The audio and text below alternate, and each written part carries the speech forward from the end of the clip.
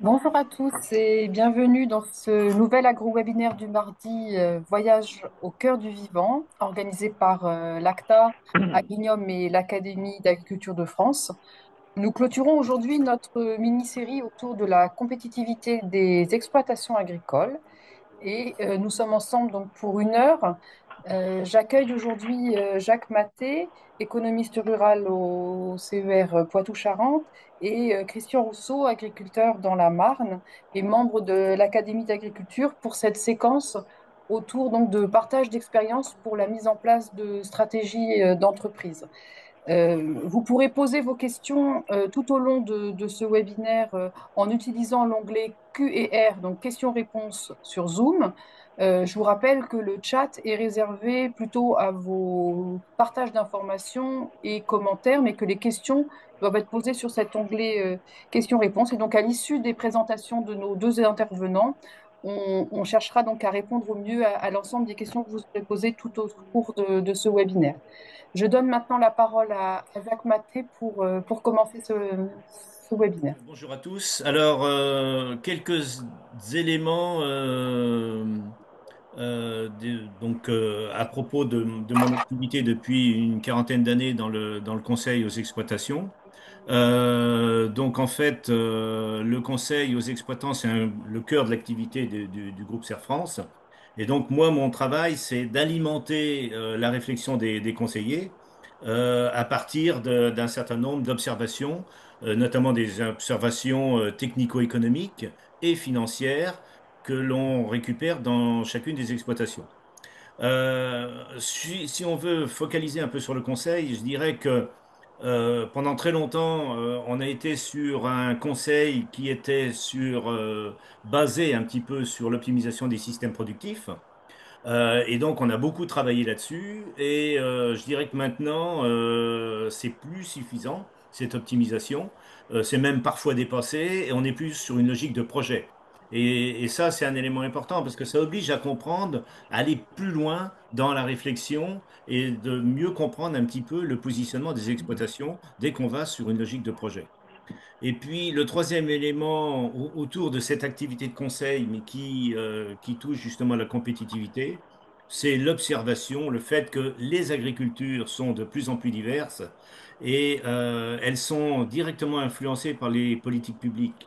Donc en fait, parfois, on a du mal à savoir où sont les facteurs clés parce que il y a une telle diversité que c'est compliqué d'avoir une seule lecture. Et c'est pour ça que moi, je chasse un peu tout ce qui peut être moyenne, les agriculteurs moyens, les revenus moyens, parce que de temps en temps, on arrive presque à dire des bêtises en se tenant qu'à la moyenne. Donc vous allez voir que je vous ai mis des éléments qui montrent cette diversité. Toujours pour terminer sur le conseil, il y a pas de recette hein, dans le conseil. Et donc ça aussi, on a souvent voulu appliquer des recettes, hein, et ça a marché. Dans les années 90, ça marchait très bien. Mais on est maintenant sur un conseil individuel adapté. Alors, on parle de compétitivité, c'est le thème de la journée. Moi, ça m'a fait penser en me disant, tout compte fait, je vois trois logiques et de compétitivité. Celle qui touche au volume de production. Et donc, cette compétitivité, elle est très liée à la performance technique des exploitants. La compétitivité financière, c'est-à-dire celle où on va regarder quelle est la performance économique. C'est un peu celle que je vais vous montrer. Et puis, il y a celle aussi, la compétitivité travail, qui est un élément qu'on a eu du mal souvent et qu'on a du mal à analyser en agriculture. On le fait beaucoup en industrie. Moi, je fais d'économie industrielle. C'est vraiment un des éléments de l'économie industrielle, la compétitivité travail. En agriculture, dans beaucoup de métiers, on compte pas son temps. Comme on compte pas son temps, ben, on a du mal à appréhender cette compétitivité travail, quoi. Donc, la productivité du travail. Alors, je vous disais qu'il y a une diversité, une telle diversité. Et quand on regarde les chiffres, je vous ai pris deux systèmes différents, très différents.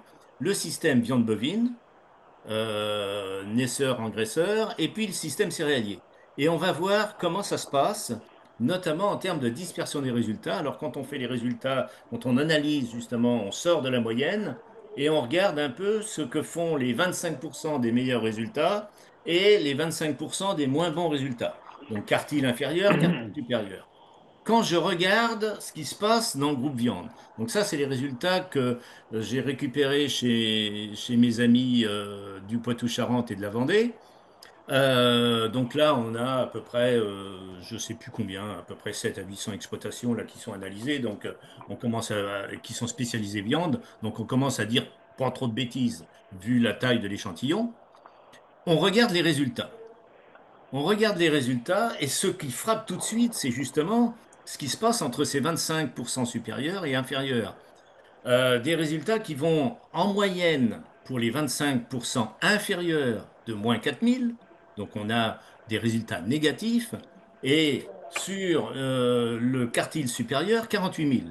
Donc revenu par UTAF. Et donc la question, c'est de dire, et pendant très longtemps, on s'est dit, ben oui, c'est que ils ont des meilleures terres, ils ont une plus grosse taille d'exploitation, voilà, tout un tas d'éléments factuels, hein, et qui ont été vrais pendant très très longtemps.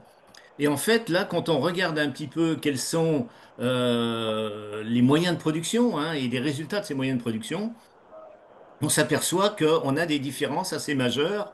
Alors, par exemple, sur le taille de l'outil, j'ai pas mis les hectares, mais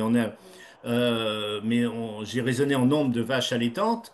Bon, l'écart est pas féroce, hein, il y a une vingtaine de vaches de plus d'un groupe à l'autre.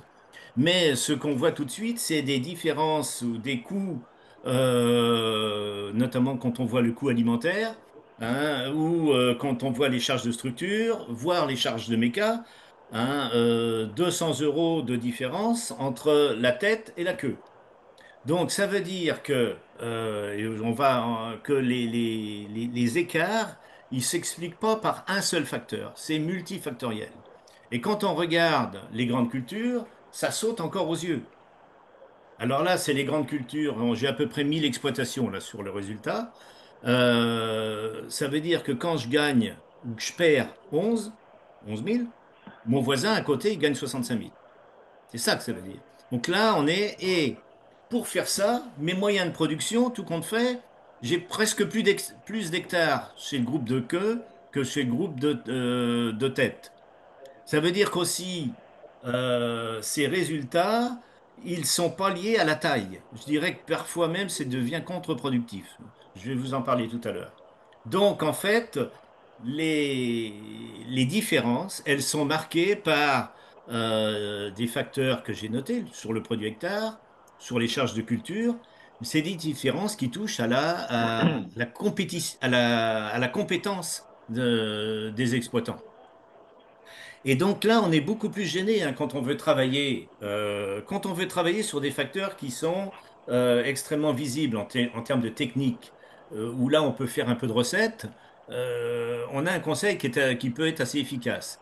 Mais quand on est de l'ordre du comportement et qui touche directement aux compétences, là, c'est beaucoup plus difficile pour essayer d'améliorer un peu les exploitations. Parce que la question, c'est pas de se dire de travailler, on peut encore travailler avec les 25 plus plus, mais comment est-ce qu'on fait pour que ce quart inférieur rejoigne au minimum la moyenne, quoi.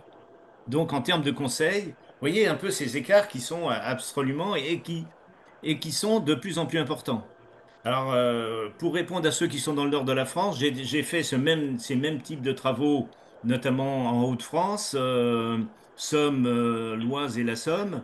On a des écarts, notamment dans les systèmes grande culture spécialisés avec de la culture industrielle, qui sont encore plus importants. Ça veut dire plus c'est technique, plus les différences en termes de maîtrise métier ressortent, quoi.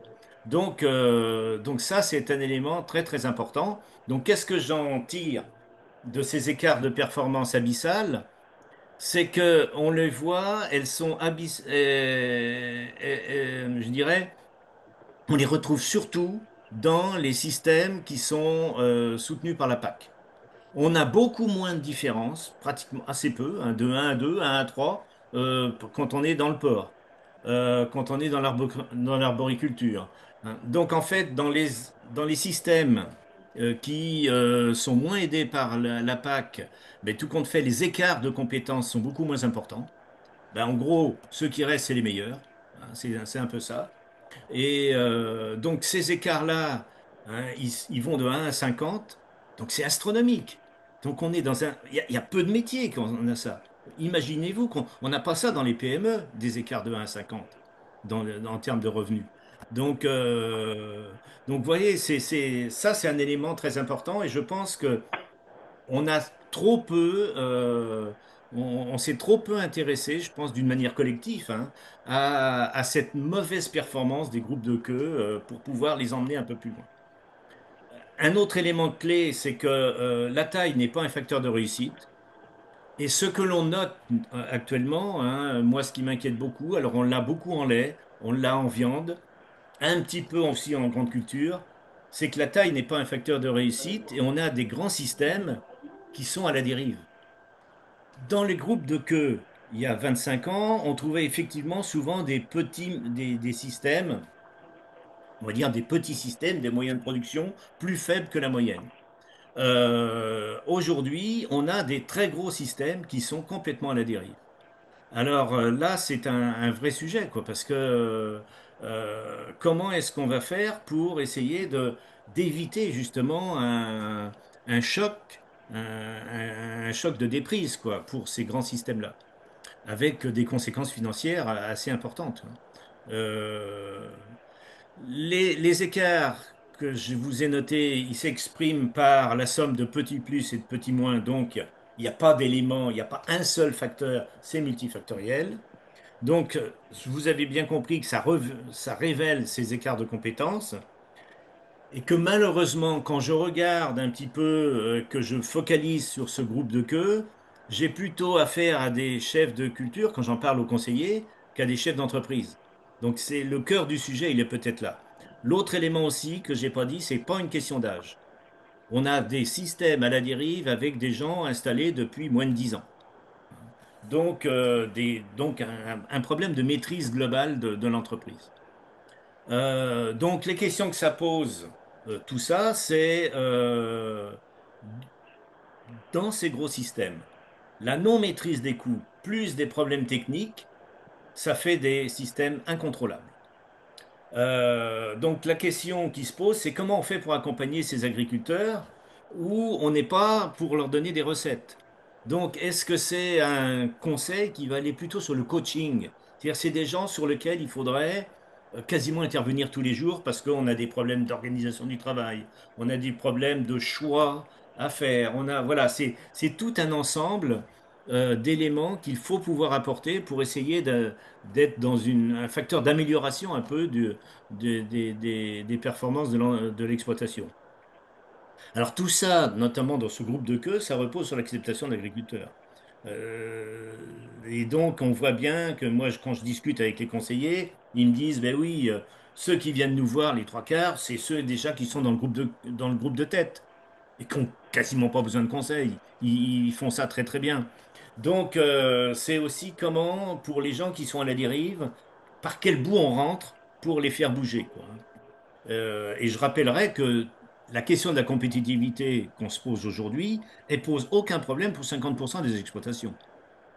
Donc, ceux à qui ça pose problème, c'est les autres 50%. Comment, hein, donc, ça pose cette question de l'accompagnement, hein, je dirais, et c'est un accompagnement, je dirais, sur toutes les facettes du métier, quoi. Alors, simplement pour vous faire voir deux petites choses que l'on travaille et qui montrent cette dispersité, cette dispersion des résultats. Regardez, on a croisé la surface agricole utile des exploitations, hein, les SAU. On croise ça avec les charges de structure. Problème étonnant, hein? Donc, aucune corrélation. Qui deux, vous voyez, un peu. Donc, on voit bien qu'à un moment donné, l'ensemble, on est bien sur une logique de comportement plutôt que des logiques purement factuelles de techniques, d'outils, de moyens de production. Et on l'a retravaillé. Alors, c'est des choses qui sont assez vieilles, ces travaux-là, mais qui sont encore très, je dirais, qui permettent de comprendre un petit peu ce qui se passe. Je reprends la diversité, toujours ces mêmes exploitations. et je les classe sur deux sur deux éléments. La capacité à produire, donc c'est la valeur ajoutée par rapport au produit brut. C'est la capacité productive de l'entreprise. Et de l'autre côté, donc ça, c'est l'efficacité. Hein. Et de l'autre côté, on va regarder la valeur ajoutée par rapport au travail, à l'unité de travail. Donc ça, c'est l'efficience. À combien on est pour faire 150, 200, 300 hectares? Combien d'UMO? Et de l'autre côté, pour ces 250, sur ces 250 hectares, quel rendement j'ai en fait, hein, c'est ça, et sans regarder forcément à la question des coûts structuraux. Donc c'est la question de l'efficacité technico-économique. Donc quand on regarde ça, ben, on voit des gens, une grosse partie du pavé, ils ont une mauvaise valeur ajoutée sur le produit brut et il leur faut beaucoup de personnes. Donc, ils sont ni efficaces ni efficients. Il y a, si on se déplace un peu, il y en a une partie qui sont peu efficaces mais ils sont un peu efficients parce que ils ont souvent une grosse surface. Hein. Et puis voilà, et donc on a cette échelle, mais chaque point est une exploitation. Et ça illustre encore tout ce que je vous ai dit aujourd'hui, c'est cette diversité de l'exploitation qui nous oblige, en termes de tous les accompagnants, à nous adapter à cette diversité-là. Et je ne suis pas sûr qu'on soit tout le temps bien outillé pour répondre à cette logique-là. Voilà un petit peu rapidement ce que je voulais vous dire, moi, sur cette thématique et ce que l'on observe dans les exploitations, parce que ça, ce sont des vraies observations. Eh ben, un grand merci. On aura certainement l'occasion d'aller un petit peu plus loin dans la partie questions-réponses. Je vois qu'on a une première question qui a été posée et donc n'hésitez pas à, à réagir à cette première intervention de Jacques Maté et nous poser des questions justement pour aller un petit peu plus loin dans la deuxième phase. Et je vais maintenant donner la parole à Christian Rousseau pour qu'il nous présente la manière dont, voilà, sa stratégie et la manière dont il a construit finalement la stratégie de son exploitation avec évidemment différentes étapes pour que voilà, on rentre un peu dans le concret aussi euh, à l'échelle d'une exploitation. Je vous laisse la parole, Monsieur Rousseau. Merci, Madame Selam. Bonjour à toutes et tous. Écoutez, je vais rapidement me présenter d'abord. Donc, moi, je suis retraité. Je suis plus agriculteur depuis 2 ans. J'ai 76 ans, hein, donc pas de l'année. J'ai 42 ans ou 43 ans d'exploitation agricole derrière moi. J'ai commencé en fait ma carrière en 1974, après avoir fait des études à l'agro. J'étais dans l'alimentation animale pendant 1 an et puis je suis rapidement revenu dans ma région pour animer un groupe de CETA. Et j'ai restructuré l'ensemble des CETA de l'Aube donc pendant 3 ans et ensuite j'ai repris l'exploitation agricole en 79. Donc je vais vous brosser un petit peu les étapes clés de mon activité d'exploitant agricole parce qu'il y a des dates qui ont été chez moi des déclencheurs de prise de décision. Donc 79, je reprends l'exploitation de mes parents, 110 hectares et puis 1 hectare de vignes, parce que nous sommes dans la région Champagne, donc on a des vignes à Champagne. J'ai travaillé de façon classique et tout seul, donc pendant un certain nombre d'années, jusqu'à 1994, où j'ai organisé dans la commune un remembrement, un deuxième remembrement qui a été financé par les agriculteurs. Mais ce remembrement a été un peu un déclencheur sur la partie agronomique. C'est-à-dire que je me suis aperçu, en faisant les classements de terre, que chez nous, on a des terres un peu vallonnées, on est en bordure de Nogentais, un peu bordure de Brie et de Champagne, on n'est pas vraiment en Champagne. J'aurais pu citer l'exploitation, effectivement, donc sud-ouest marnais. Et nous avons des affleurements de craie sur les buttes. Et on s'est aperçu en faisant des prélèvements que sur ces buttes, il n'y avait plus de terre. Et tant qu'on est sur son tracteur et qu'on laboure, eh bien, on voit la charrue retourner quelque chose et on pense que c'est de la terre et en fait c'est le substrat, c'est de la mauvaise craie. Et évidemment, la bonne terre, elle était en bas et donc ça veut dire qu'il y avait de l'érosion qui avait raviné ces terres. Donc ça, c'était un premier déclencheur de ma réflexion agronomique, si je puis dire. En même temps, on a vu aussi que quand on faisait des parcours dans les chemins et dans un jardin d'un petit retraité qui, dans la terre, était noire, alors que nous, elle était blanche. J'exagère un peu, mais pas tant que ça. On s'est aussi posé la question pourquoi cette terre était noire au milieu d'une terre blanche. Voilà. Donc là aussi, effet travail du sol et retournement de la craie. Un autre déclencheur, c'était l'année suivante. Je prends la présidence de ma coopérative en 1995, et à partir de là, sur un plan social, ça a été un grand bouleversement, puisque jusqu'alors nous étions 3 pour semer les blés, donc 3 tracteurs qui se suivaient, qui labouraient, et puis etc. Et d'un seul coup, n'étant plus présent sur ma ferme, parce que j'étais 5 jours sur 7 à la coopérative, je me suis dit qu'il fallait que je trouve une solution pour semer mes blés le week-end. Et donc, j'ai acheté un semoir de semi-direct à l'époque, il n'y avait pas beaucoup de choix. Et on a commencé donc à ne plus beaucoup travailler les sols, pas encore trop à l'époque, mais bon, on commençait à plus travailler, et de manière à semer de façon rapide et tout seul. Et j'avais un salarié à temps partiel qui s'occupait un peu des vignes et un peu des cultures. Donc en 95, après cette prise de présidence, ça a remis en question l'organisation de mon travail. Et il se trouve que quelques années auparavant, j'avais été opéré d'une hernie discale et que j'avais déjà pris conscience que la santé, ce n'était pas un acquis, et que quand on était tout seul sur sa ferme, on était très vulnérable. Évidemment, les voisins sont venus m'aider, mais voilà, on est très vulnérable, et c'est mon père, à l'époque déjà âgé, qui est venu finir mes traitements avant la moisson. En 96, donc à partir de là, je me suis posé la question, agriculteur de groupe, est-ce qu'on ne peut pas travailler à plusieurs? J'étais coopérateur, donc c'était assez naturel qu'on raisonne comme ça. En 96, j'ai eu l'opportunité de travailler à Fasson, l'exploitation d'une cousine dont le mari venait de décéder subitement, et pas loin de chez moi. Et donc, nous avons partagé le matériel et on a commencé à faire sa moisson. Et puis, on a fait l'ensemble des travaux. Et on a donc mis l'ensemble des matériels qui nous intéressaient en copropriété. C'était déjà une première association. En 2001, un nouveau salarié est arrivé sur la ferme, parce qu'en même temps, on reprenait l'exploitation de mes beaux-parents. Et donc, on a augmenté la surface et on passait à 230 hectares avec un peu plus de vignes. Et donc, j'ai repris un salarié. Il se trouve que ce salarié, il avait une petite exploitation de 80 hectares à proximité et qu'il a accepté finalement le travail en commun dans lequel on était déjà engagé. Et donc, on a ajouté l'exploitation de 80 hectares. Il a vendu tout son matériel du jour au lendemain. C'était assez gonflé, sans me connaître plus que ça. Et surtout que les voisins lui disaient qu'on allait le bouffer, évidemment. C'est comme ça que ça se passe. Et donc, ils ont fait confiance et on a partagé aussi les travaux et le matériel sur cette nouvelle surface. Et puis, de ce chemin faisant, on a continué à travailler en faisant de l'ACS, technique de conservation des sols, sans trop savoir ce que ça voulait dire. À l'époque, ce n'était pas comme ça qu'on l'appelait. On appelait ça non-labour, tout simplement, mais il y a 36 formes de non-labour. Et puis, on a introduit progressivement les couverts végétaux qu'on a appris à travailler. En 2008, autre étape clé, nous avions un cousin dont l'exploitation était proche de 9 km, qui avait du matériel vieillissant et qui, alors ça va faire plaisir à M. Maté, mais il était conseiller au CER France.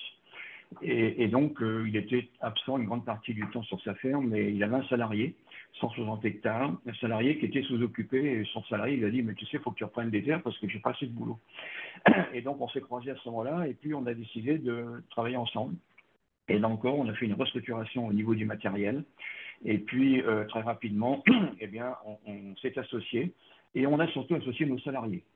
Donc, moi, j'en avais 2 salariés, un qui travaillait sur les vignes et un qui travaillait sur les cultures. Et lui, il avait un salarié, donc il a fallu marier ces gens-là, ce qui n'a pas été une mince affaire, parce que là encore, sur un plan social, faire travailler ensemble des gens qui ont été un peu chefs chez eux, la question c'est qui est chef, hein, et rapidement, on a eu des soucis qui passent par des détails anodins, mais pas tant que ça. Et puis, on les a laissés faire. Bon, on a fait une formation, nous, mon cousin et moi, sur la gestion des salariés, justement, en groupe, qui nous a beaucoup aidés. Et puis, au bout d'un an, tout est rentré dans l'ordre, puis s'est établi une hiérarchie sans qu'elle soit nommée.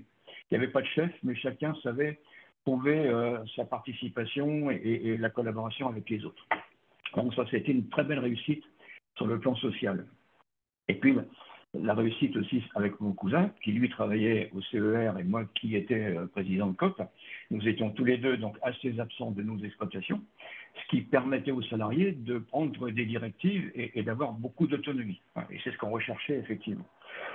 Donc on a travaillé comme ça jusqu'à sa prise de retraite à lui, donc qui était en 2022. Et en 2022, donc évidemment, il nous a cédé son exploitation. Quand je dis nous, ça veut dire que mes deux garçons étaient déjà associés d'exploitation, mais travaillaient, ils sont ingénieurs tous les deux, ils travaillaient à l'extérieur, l'un au CEA à Toulouse et l'autre chez le groupe Avril et Sophie Protéol. Et donc, il y en a un, celui qui est chez Avril, il est revenu sur l'exploitation, parce qu'en même temps, on a eu une réflexion méthanisation. Et j'y reviendrai tout à l'heure parce que c'est un peu le clou de notre réflexion, la méthanisation. Donc, on a repris l'exploitation du cousin, ce qui fait que, eh bien, on s'est retrouvé avec 500 hectares de moins de culture et puis aujourd'hui 4 hectares de vignes, grosso modo. Donc, nous avons toujours 3 salariés.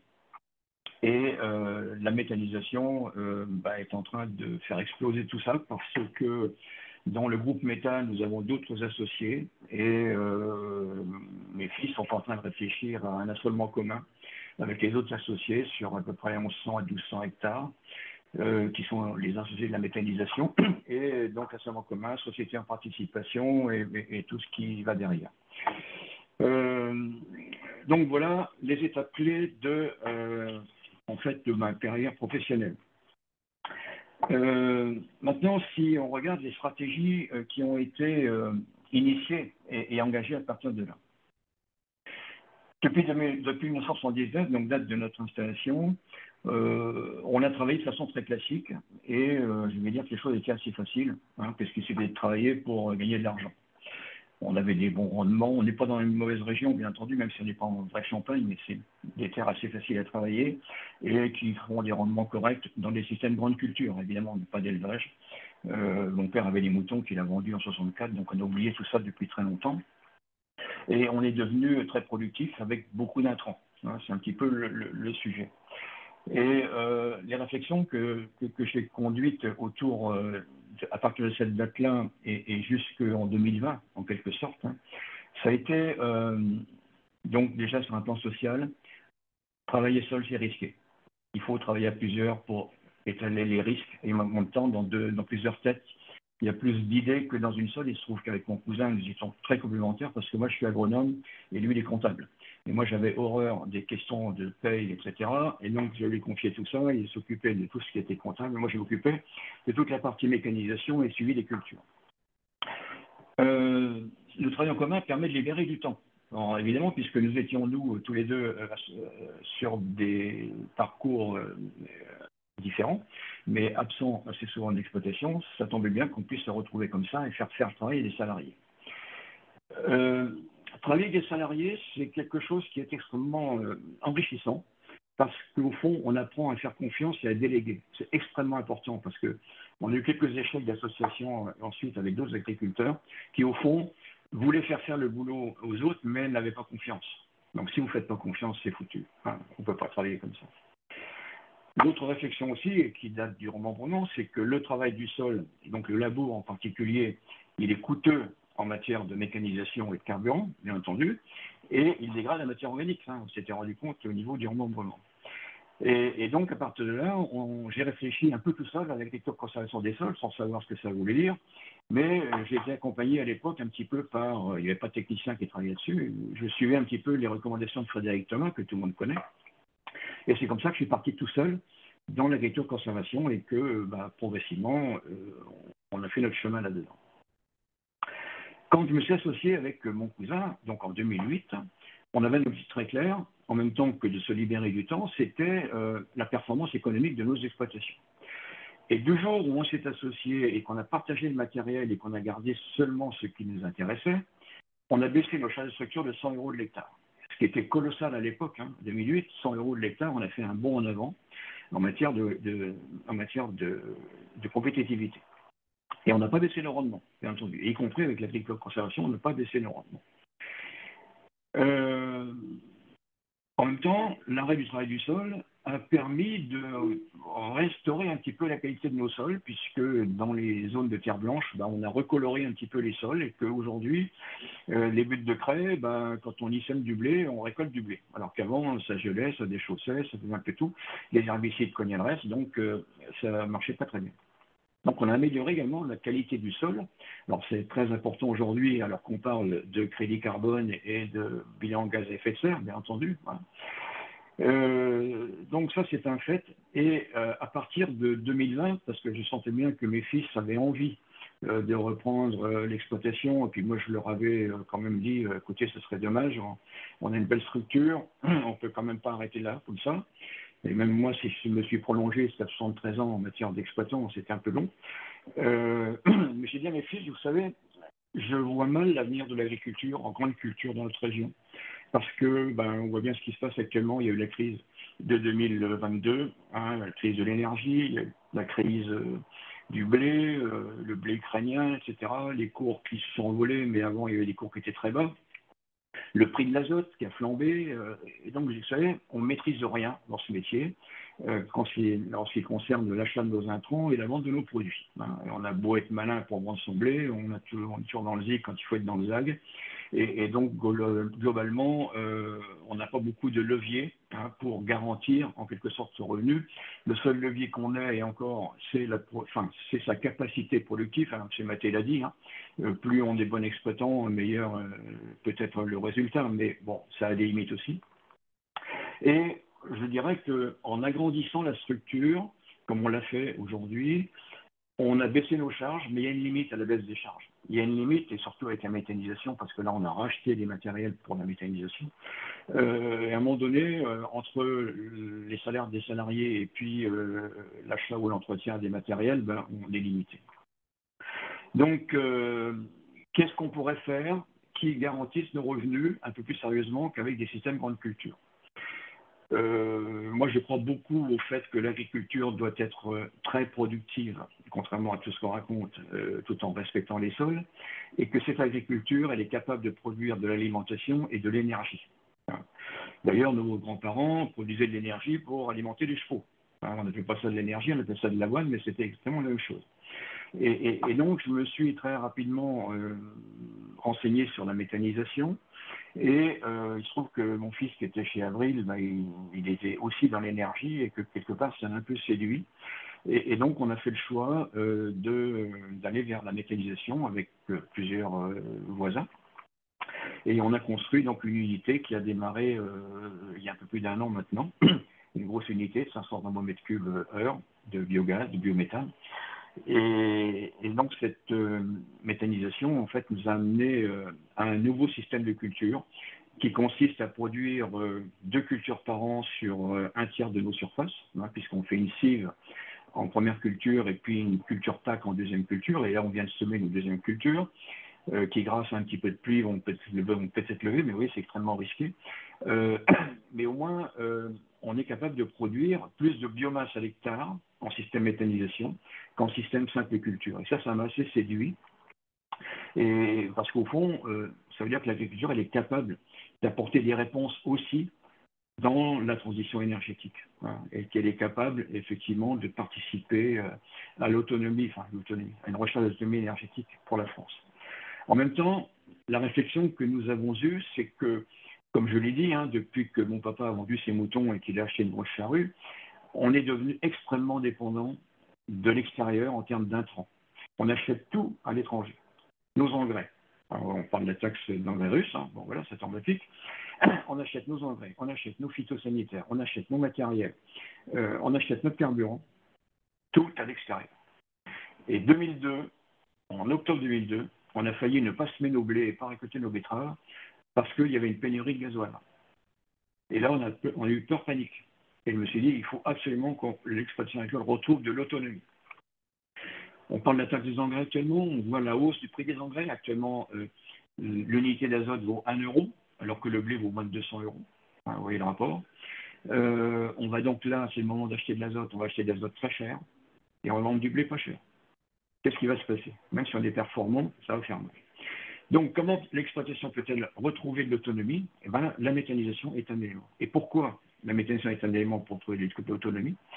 Eh bien, parce que la méthane, elle vous fournit un digestat. Et que ce digestat, il est riche en azote, phosphore, potassium, soufre, etc. Et donc, vous le réintégrez au sol, et du coup, vous achetez à peu près moitié moins d'azote de synthèse que ce dont vous avez besoin. Vous achetez beaucoup moins d'engrais de fond parce que le digestat recycle le phosphore, potassium. Voilà. Et en même temps, dans votre ration du méthaniseur, vous avez, alors nous, c'est notre cas, on a 50% de la ration qui vient de produits extérieurs, notamment de l'agro-industrie et de l'industrie des biocarburants, plus des pulves de betterave, etc. Qui fait que là aussi, à travers ces intrants, vous rapportez des éléments fertilisants qui viennent de l'extérieur, mais qui sont français, qui sont proches même, hein, puisque le méthane, c'est quand même un système circuit court. Et donc là, on va gagner en autonomie, et ça me plaît assez bien, parce que on va retrouver un petit peu les conditions qu'avaient nos grands-parents, sauf qu'eux, ils ne produisaient pas grand-chose. Donc nous, on va gagner en autonomie en produisant toujours plus. Et ça, c'est quelque chose d'extrêmement intéressant. En même temps, la méthanisation, elle participe à la décarbonation de l'atmosphère et du secteur agricole, bien entendu, puisque on va produire du carbone renouvelable à travers le biométhane, et que quelque part, c'est quelque chose qui est quand même assez satisfaisant. Donc voilà un petit peu les réflexions qui ont guidé nos prises de stratégie ou la détermination de nos stratégies. Hein, et donc, en même temps, si vous voulez, pour vous donner quelques chiffres, M. Maté parlait tout à l'heure de la valeur ajoutée par travailleur. Nous, on s'est toujours attaché à ce que chaque travailleur dégage au moins 100 000 € de valeur ajoutée. Bon, je ne sais pas si on y est aujourd'hui avec la méta, parce que les choses sont en train de changer beaucoup, mais on va avoir un revenu complémentaire grâce à la méthanisation. On a toujours essayé aussi d'avoir en termes de, c'est un indicateur que j'aime bien, le relève de chevaux par hectare, parce que plus on a de chevaux de traction, plus vous consommez de carburant. Et on s'est attaché aussi à avoir un indicateur cheval par hectare de mécanisation inférieur à 1,5. Donc moins de 1,5 cheval par hectare. Au niveau des tracteurs, je ne compte pas la monsieur batteuse là-dedans, bien entendu, mais tracteurs et ensemble de matériel de traction.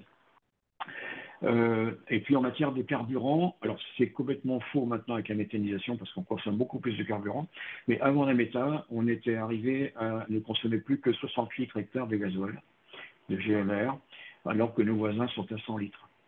Et bon, le GNR, ça valait 1 € le litre.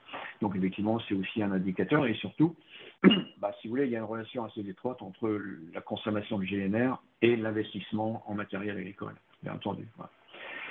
Donc voilà un petit peu ce qui a guidé notre stratégie et comment donc on voit les choses à partir de maintenant.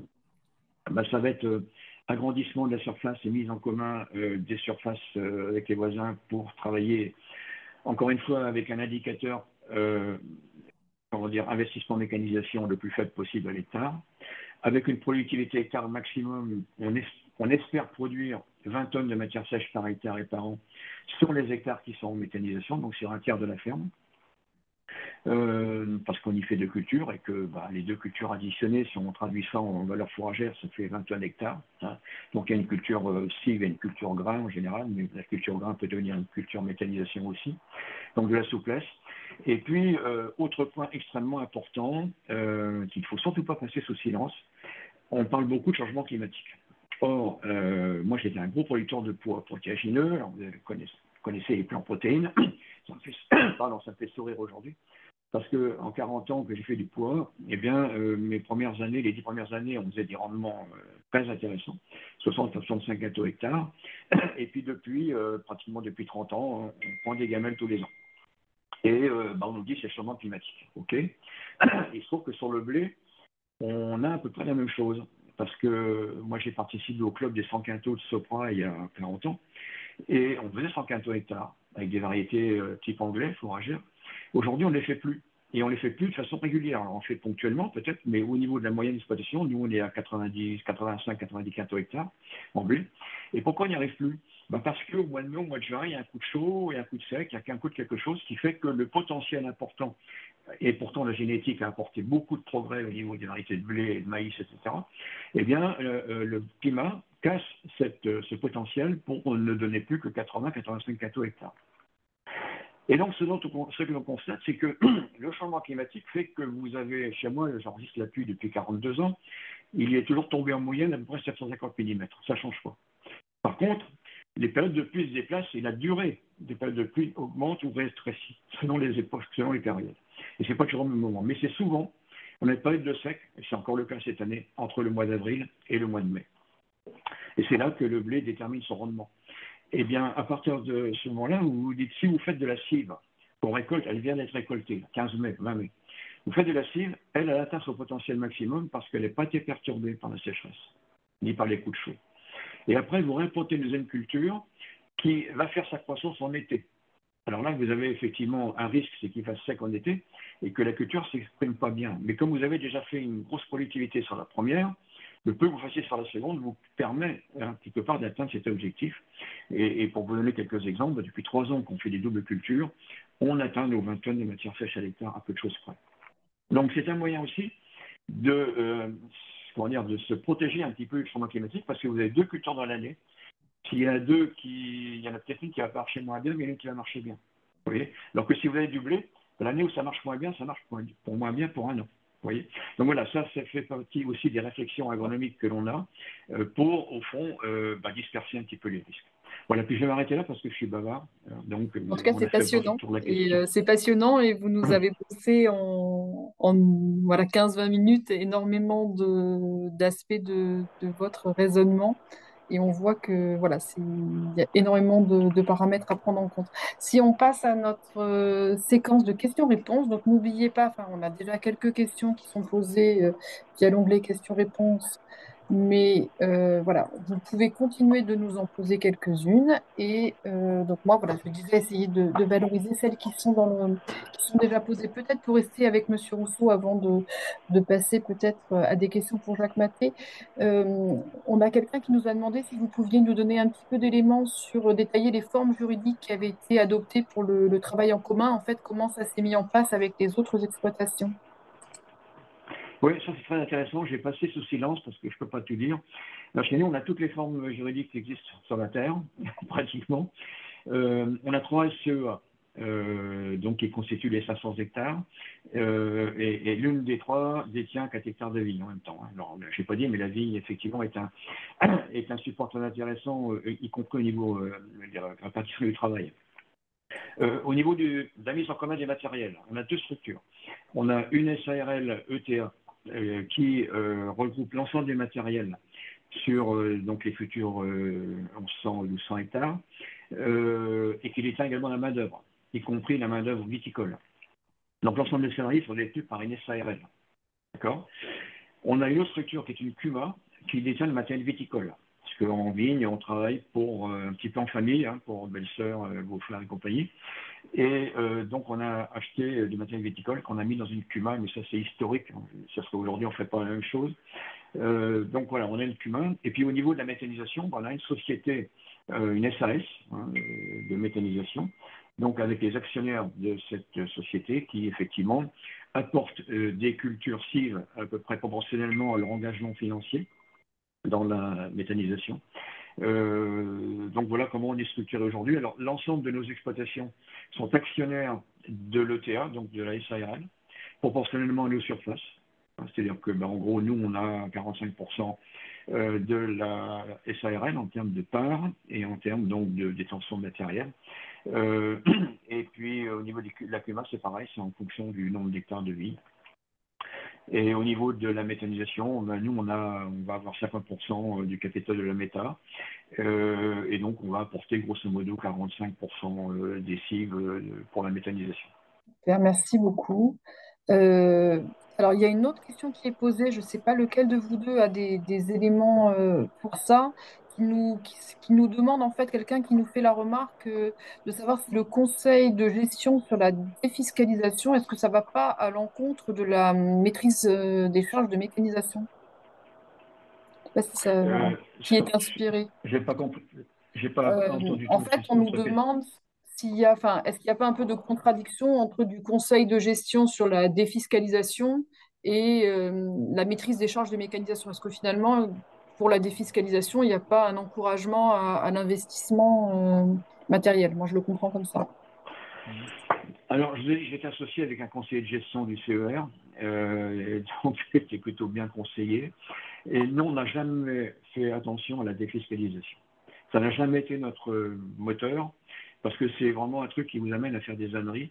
Nous, on a acheté le matériel et on l'a amorti en fonction de nos besoins, en fait, de revenus, hein, et donc d'optimisation en quelque sorte. Le fisc, si vous voulez, vous rattrape toujours. Quand vous défiscalisez quelque chose, à un moment donné, vous repayez. Alors, on a une société, justement, une société SARL de prestation. On est donc taxé aux plus-values. Quand on revend un matériel, eh bien, on paye des impôts sur la plus-value. Mais bon, et par contre, la climat, c'est le contraire. On a des subventions plus importantes quand on achète des matériels spécifiques et on n'a pas de fiscalité. Mais il y a d'autres inconvénients. Je ne vais pas revenir là-dessus parce que c'est pas l'enjeu de ce webinaire. Mais chaque structure a ses avantages et inconvénients. Donc nous, la fiscalité, on n'y fait pas attention. Enfin, au niveau de nos Ça, c'est votre structures, réponse en bien disant entendu. finalement, voilà, Voilà. ça n'a pas Et influencé puisque vous avez voilà. fait le choix de Voilà. choisir en Et, fonction de vos et- et- besoins et de votre voilà. stratégie. Voilà. Et pour terminer là-dessus, nous, nos exploitations, enfin la société mère qui détient les deux autres sociétés, et on y sommes à l'IS. Voilà, depuis 3 ans. Monsieur Maté, je ne sais pas si vous voulez Oui, réagir mais moi je aussi. suis tout à fait d'accord avec ce que dit Christian. Ce type de questionnement, ça va à l'encontre de ce que je vous ai dit sur le conseil global et l'approche globale et le conseil de projet.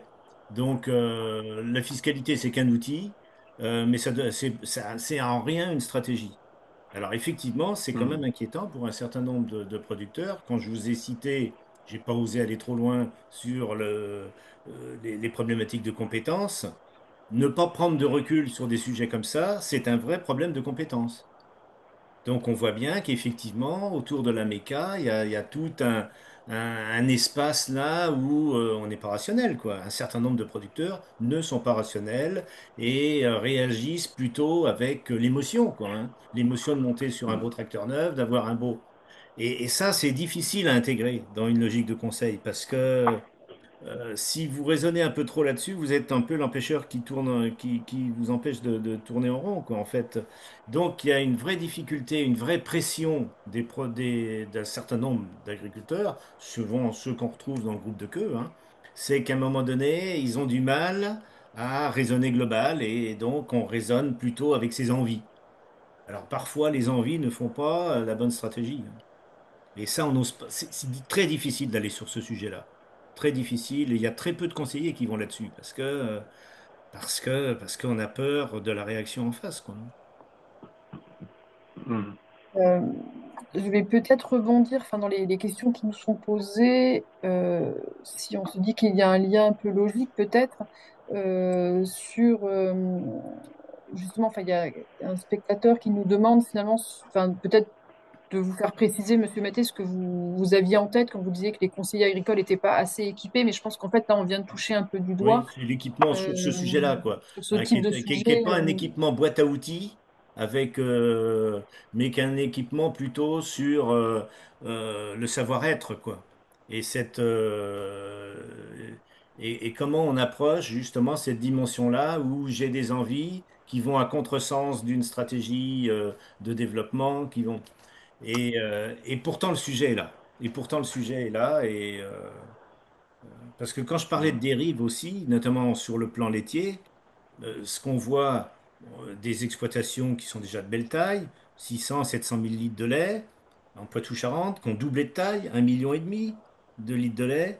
Quand ils étaient à 600, 700 000, c'est des gens qui travaillaient très bien. Donc à 1,5 million, ils travaillent encore très bien sur le plan technique. Mais il y a des déperditions qui se font. Il y a un problème de peut-être de pilotage au jour le jour qui fait qu'on a plein de petites dérives. Mais la somme des dérives ramenées au litre de lait que vous produisez, ça fait des écarts très très importants, quoi. Donc, et ça, c'est difficile d'aller sur ces sujets-là parce que souvent on se dit, mais oui, c'était quand même des bons producteurs. Ah oui. Puis rendu à un moment donné, l'effet taille fait qu'il y a une dérive. Et l'approche conseil sur ce sujet-là, c'est super compliqué. Et c'est pour ça que je Ah. parle de coaching. Je pense que pour certains, on a, il faudrait pouvoir organiser une espèce d'accompagnement de proximité. Mais ça veut dire rentrer un petit peu dans le sujet du producteur, quoi, en fait, hein. C'est délicat d'aller là-dessus. Et c'est pour ça qu'on n'est pas nombreux à y... Enfin, il y a peu de gens qui y vont.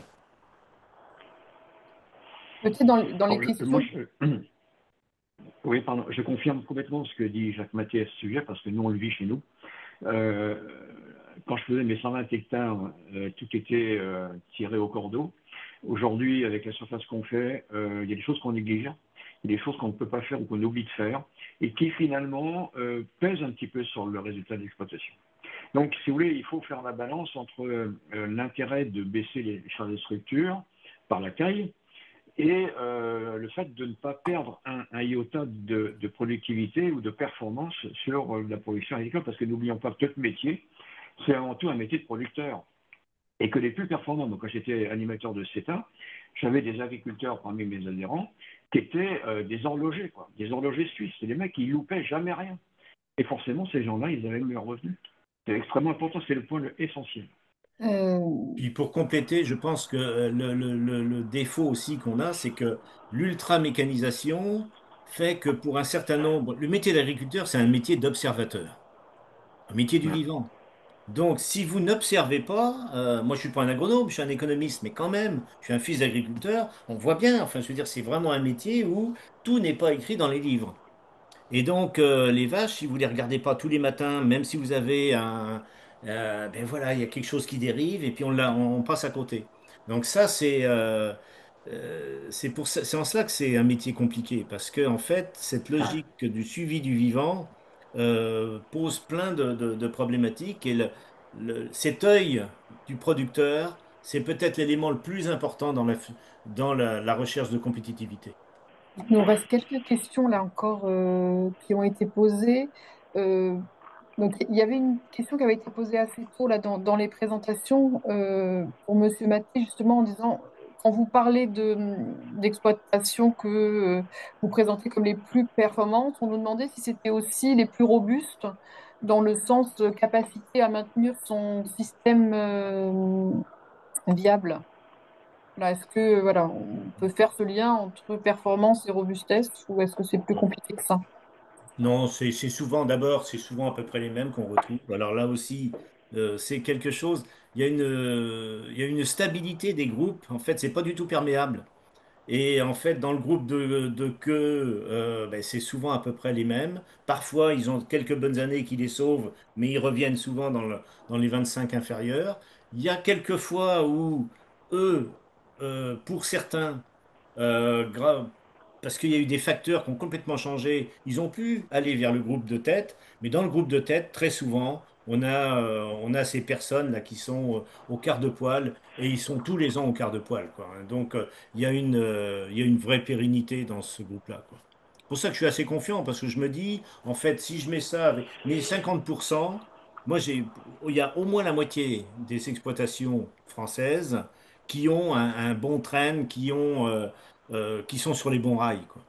Donc même si j'ai insisté sur les groupes de queue, il faut quand même finir par ça, quoi. C'est vraiment, on a quand même des gens qui travaillent bien, quoi. Je veux dire, c'est pas et qui travaillent bien tout le temps. Alors, peut-être pour terminer, on a une question qui porte sur la formation, en fait, et est-ce que la formation, qu'elle soit continue ou initiale, peut apporter des solutions en matière de compétences, justement, et d'approche globale? Voilà, est-ce que c'est des sujets qui sont déjà travaillés ou est-ce qu'il y aurait à y réfléchir? Voilà, qu'est-ce qu'on peut attendre de la formation si on se dit qu'on a des problématiques de compétences et qu'on a vu aussi enfin, l'ampleur du champ à prendre en compte dans les réflexions. Qu'est-ce que vous avez à nous dire là-dessus, chacun, peut-être? Mais moi, j'ai une casquette d'enseignant, hein, là-dessus. J'ai enseigné encore, enfin, oui, j'avais encore des groupes en licence pro, là, donc des jeunes qui allaient s'installer après un BTS. Non, ce que je le voyais, hein, ils étaient. Monsieur regardait sur Facebook et il me faisait voir 5 moissonneuses de rang dans le Middle West américain. Donc voilà, je voyais bien ce qui les branchait, quoi, en fait. Alors, c'est pas toute la promo, mais il y en avait quand même un certain nombre. Et je sais comment c'est ça. Et ça, c'est plus un problème de compétence, quoi. Non, techniquement, le problème n'est pas technique, quoi. Le problème est vraiment sur le comportement, les envies, des choses qu'on a du mal à freiner et qui font faire qu'on va faire déraper l'affaire. Je ne sais pas, Alors, Monsieur Rousseau, si ouais, vous si je avez voilà, peux. un peu d'expérience formation aussi, je sais pas si vous, voilà, Oui, peut-être oui, bah, bien sûr. à nous Bon, moi, partager. je suis agro de formation, donc j'ai toujours appris à apprendre. Et en fait, mon métier, je l'ai appris au CETA. Quand j'ai animé le groupe de CETA, j'avais affaire aux 100 meilleurs agriculteurs du territoire de l'Aube. C'est eux qui m'ont appris le métier. Moi, je leur ai rien appris. Moi, je les ai accompagnés, tout simplement, et c'est eux qui m'ont appris. Et depuis, bah, si vous voulez, la formation, c'est quelque chose dont il faut avoir envie. On a envie ou on n'a pas envie. J'ai toujours fait de la formation derrière. Et je pratique encore de la formation auprès de groupes jeunes, notamment sur l'agriculture-conservation des sols. Alors j'en fais moins maintenant parce que bah, je suis plus dans le métier, donc j'ai moins de références, récentes du moins. Et puis maintenant, l'agriculture-conservation des sols, c'est devenu, bon, je ne vais pas dire que c'est devenu une pratique assez courante, mais on a beaucoup plus d'encadrement technique que je n'en avais moi à l'époque. Et pour dire, il y a quelqu'un qui pose la question de savoir si je vais revenir avec de l'élevage. Ben oui, on a remis de l'élevage chez nous, on a remis un méthaniseur. Et c'est quoi un méthaniseur? C'est une grosse pompe en acier ou en béton. Hein. Parce qu'effectivement, moi, quand j'étais président de COP, j'ai toujours fait la réflexion qu'en Champagne, on avait peu de production animale et que donc nos taux de matière organique décroissaient. Et que les sols qui avaient gardé encore un peu d'élevage ou des gros élevages, ben, ils avaient de très bons rendements parce qu'ils avaient des taux de matière organique très élevés. Et que je me fais la réflexion souvent avec mes amis quelqu'un de chez Indivo qui est en retraite aussi maintenant, de se dire comment on va faire, comment on pourrait faire pour échanger notre fumier, notre lisier avec les Bretons. Eh ben non, on n'y arrive pas, ça coûte trop cher. Donc le lisier, il faut le produire chez soi. Voilà. Donc effectivement, la méthanisation est une réponse qui n'est pas de l'élevage, effectivement, mais qui est aussi contraignante que l'élevage, et beaucoup plus technique encore. Et puis, bah, je regarde autour de moi, il y a des gens qui introduisent l'élevage avec l'agriconservation, parce que les couverts, ils les font pâturer par des moutons. L'agrivoltaïsme, de moins, c'est le retour de moutons sous les panneaux solaires. Donc c'est très intéressant. Je pense qu'on est à un virage là qui va faire que l'agriculture va se redonner des moyens en fait de compétitivité. Bon, c'est mon point de vue, hein, sont partagés par tout le monde. Merci. Bah, écoutez, je vais profiter là de ces dernières minutes pour vous remercier pour tous ces témoignages et vous avez eu plusieurs voilà, commentaires dans le chat qui vous remercient pour vos interventions et la qualité de ces contenus. Donc évidemment, le webinaire, comme les deux précédents de la mini-série, seront disponibles en replay. Et voilà, nous vous donnons rendez-vous. Donc les agro-webinaires vont prendre un peu de congé d'été et vous donnent rendez-vous à partir du 30 septembre pour une nouvelle mini-série autour de la sélection face au climat.